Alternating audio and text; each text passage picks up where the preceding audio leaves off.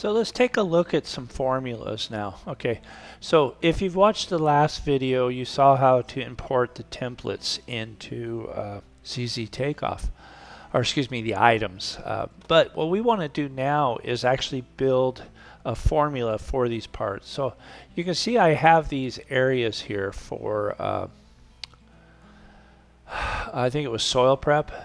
And what I want to do is actually go ahead and do the compost. So I'm going to drag compost in here. And if you remember on the last video, I went through and I made them all point counts, okay, on the import, because I told you that I like to change the formula as I go.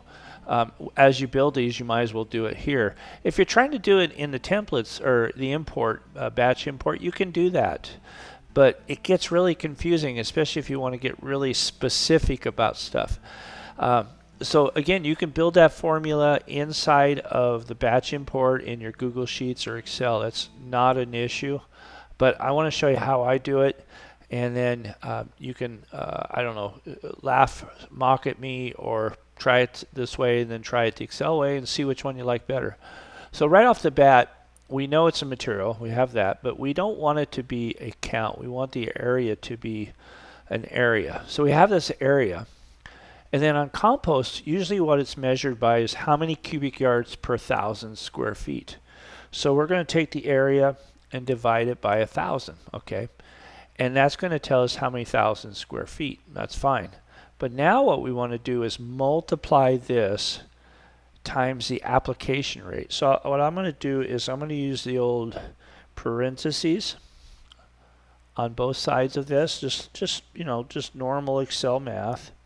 Okay, but now I'm going to go ahead and hit times, and I'm going to go with a new property, or new variable, excuse me. And I'm going to say that we want cubic yards per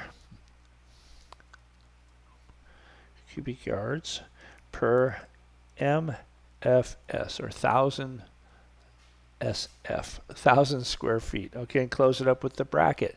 So when I do that, it created this variable for me. And I'm going to say I want 3 cubic yards per 1,000 square feet of this compost at this price with this markup. And when I hit save, you're going to see that we end up with 45 cubic yards, which is pretty okay with me. All right, 15 times divided by 1,000 times 3 is 45. So that's a really simple formula. Okay, just remember what you want to do is explain it first. Make sure you're choosing the right area takeoff. And these are just simple basic ones. We'll cover another one here pretty soon. But I wanted to show this to you, how you can make it your part. So now if you want, we have this this here created. If I want, I can put labor in there and I can do other things, but what I'm going to do is I'm going to go ahead and copy this, and I'm going to take it and put it into my my templates. Okay, my new library. Let's go templates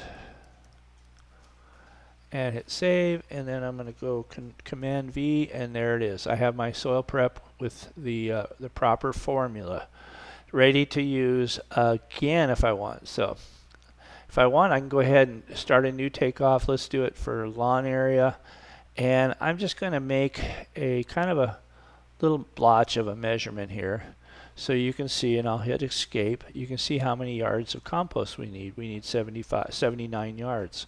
Okay, so let's look at another formula. Okay, let's say we want to go in here and we have our video parts, and we have valve boxes, and let's put a valve box on this every 10 feet. How's that? We would need to have a valve box. Let's go with a Schedule 80 fitting. Okay, so I'm going to drag that into there, let go of it, and now I'm going to go ahead and double click on this Schedule 80 fitting, and I'm going to say count, but I want to make it every point count.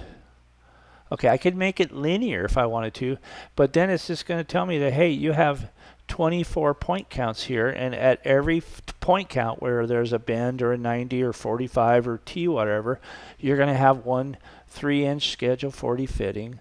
That's $28 a piece, so we got to make sure we get those right. And that's a simple, real simple formula.